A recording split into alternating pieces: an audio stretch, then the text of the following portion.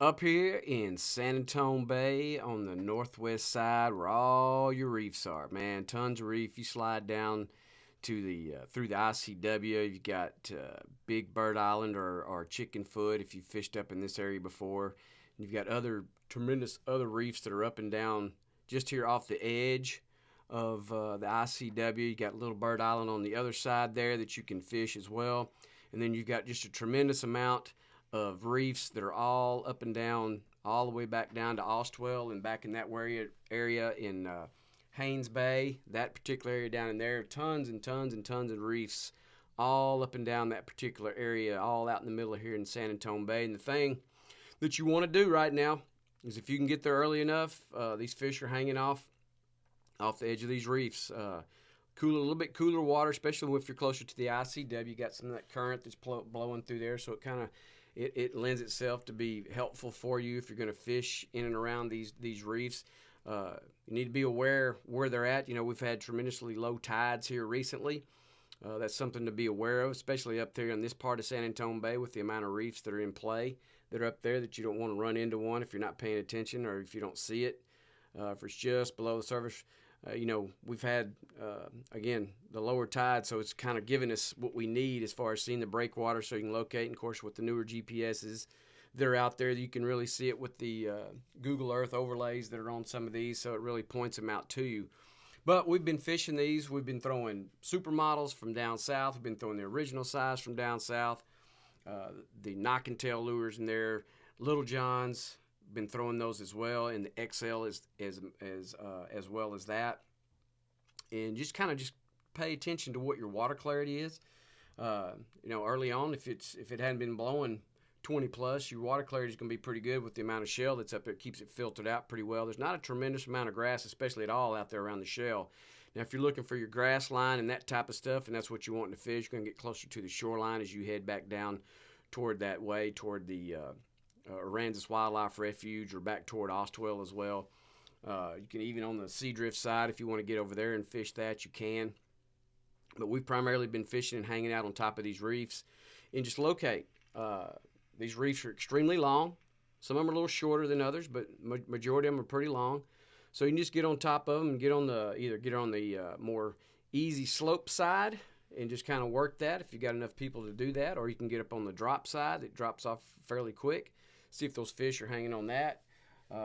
Some days that we've had, they've been on the windward side, and some days that we've caught them on the leeward side. So you just got to work them. So if you don't find fish, initially up and down the reefs, these fish, they swim up and down it. They just work in areas.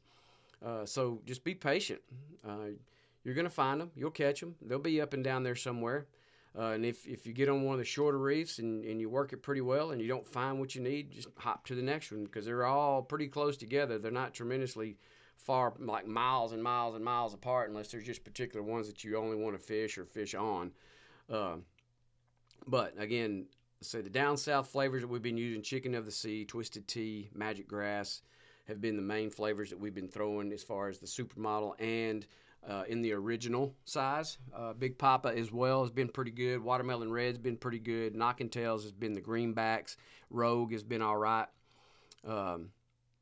We've thrown a little bit in the Little Johns, the Golden Red Glitter or the Kitchen Sink. One of those two flavors right there, depending on what the water clarity is and what it is. So just make sure that you've got options that you can throw. If you want to throw a topwater on the edge of some of these and see if you can't get some opportunities, that's fine as well. You can do that. Just understand that we're in transition days headed toward a full moon. So each and every day as we get closer into that moon's getting a little bit bigger each day. So that's the one thing that you have to take into effect when you do these areas up there. So the bite's been pretty good early, up to about 9-ish, maybe 10 if you're fortunate. If you get off on the deeper edge, you might continue that bite just a little bit. But just understand that if trout are what you're trying to target and that's what you want early, get there at 6-ish in the morning if at all possible. If you want to run a little bit in the dark, that's fine. Just be safe while you're doing it. Just understand that once you get out there in that part of San Antonio, that those reefs are everywhere. So if don't have tracks or have waypoints or anything like that marked, that you're gonna maybe put yourself in a little bit of jeopardy if you're not careful. So Majors and minors have been the main thing that we've been focusing on. That's when our fish have had our opportunities to catch those in and around those time frames. Make sure you're paying attention to what those are, and your days will be somewhat productive. Here just off the Paul's Mott Point, or the area there, we've got Long Reef. All, again, reefs we're targeting early in the morning. We're locating our fish in and around those.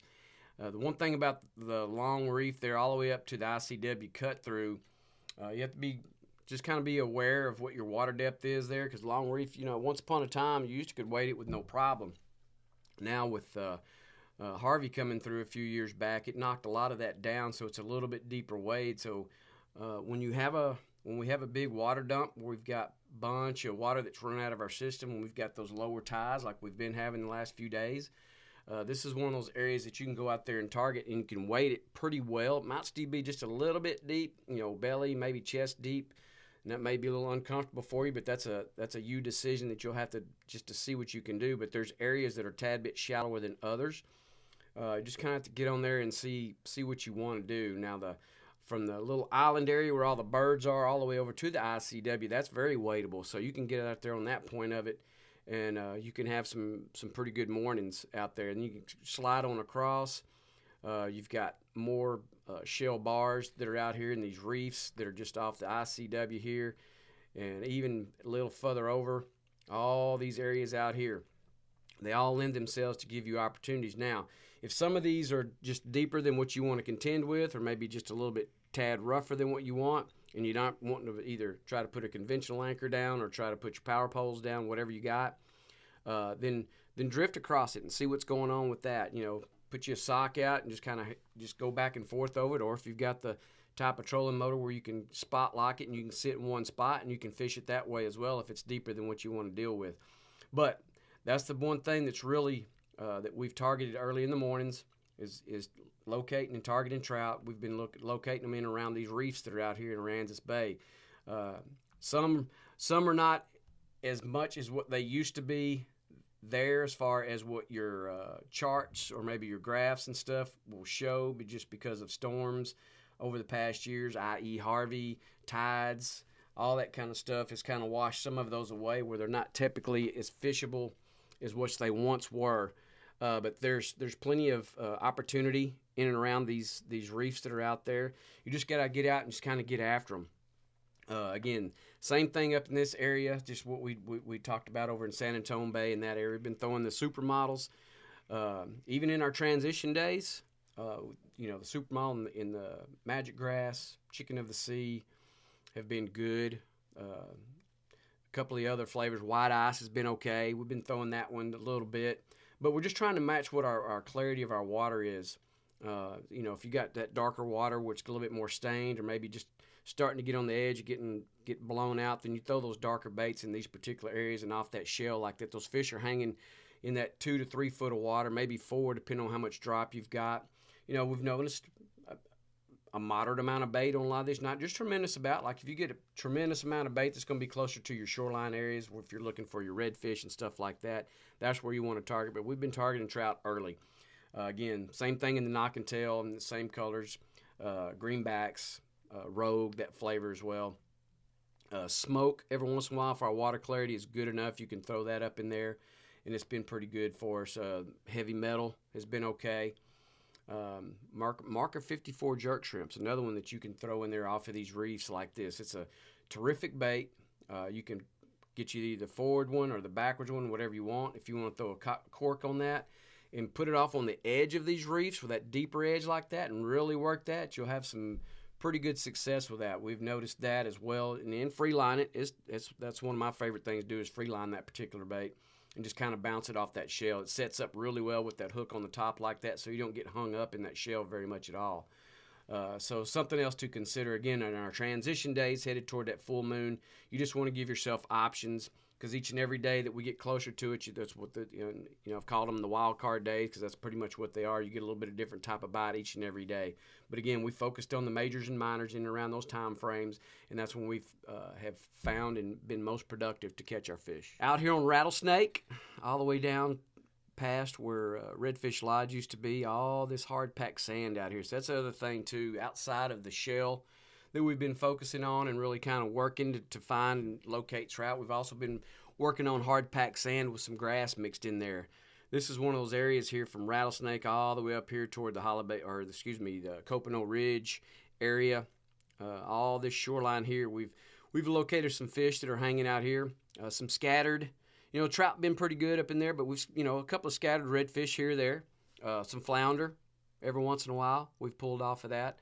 But this whole area here on the outside, if you got that nice southeast breeze kicking across here, this whole shoreline here is pretty well protected. Now, as you get back here on Rattlesnake Point and you go out there past where these little cuts are with the little reefs and the shell and stuff like that, which are great areas, you got deeper water. So those fish will kind of dump off into that as that sun begins to push up and gets a little higher in the sky, so that water starts to warm up a little bit. You can fish those guts. Of course, there's current running through that, which is helpful as well. Winds pushing water through that. And of course, if you got your incoming or outgoing tide, depending on what's going on, that's another helpful thing as well. Been out here on the point, out here on this edge. It's out here, all this up in here, all the way back up into Pete's Bend on the backside. All it's very wadeable. We've had opportunities in there. These fish are, again, especially if you're looking for trout. If you haven't found or gotten on your trout by 10 o'clock at the latest, you're going to struggle for the rest of the day for right now. It's that difficult. Like I've said in a couple of weeks past and last week, and I'll reiterate it this week as well. These next, we're almost out of June. We're fixing to get in July and August. Those 2 months are extremely difficult for people that throw artificials. So we have to work harder. There's more options for the fish that are in the water. There's a ton of bait that's in there. So you really have to do a lot of work to make sure that you stack a lot of good things in your favor to be able to find and catch these fish. They're choosing a live bait over an artificial bait, not necessarily on purpose, but there's just a lot more live bait that's in our system right now than like it typically would be in the wintertime. So that's why the artificial game is better then than it is now. So you really have to work to find and locate fish right now and catch them. But once you do, it's very rewarding because you fooled those fish and eaten in something that's not necessarily what they eat all the time. So again, the matching what the color is as far as what your water goes. Again, magic grass has been good. Chicken of the sea has been good. Those flavors have been, those two right there have been really good. Another one in the original, the Copperfield, it's been pretty good for us. Big Papa's been pretty good for us. As far as we haven't thrown a lot of burner shad, but now that we're fixing to transition into that full moon, that burner shad is going to be very good bait for us to use. Again, these fish are predominantly night feeders, so they're going to be eating nighttime. And so when they're coming off that night feed, you want to throw something a little bit smaller at them, like the burner shad, that they'll be more apt to eat than something super big. So just make sure you keep that in mind. So downsize that profile and that length of that particular bait, whatever that is that you're throwing. Again, the knock and tail's very good for us. The rogue's been good up in this particular area. The heavy metal's been good for us up in this area. A lot of flash there and working that off those little bit edges of the grass and the little satellite patches that are that way. Marker 54, again, the jerk shrimp in and around that grass like that. We've been pretty productive with it. We've been consistent with it, should I say. We've found some good fish with it as well. So just remember, pay attention what your tides are doing. Pay attention what these majors and minors and when they're taking place as we transition toward this full moon. In these areas out here, if you be patient with it, you'll locate and find fish, and some pretty decent fish at that.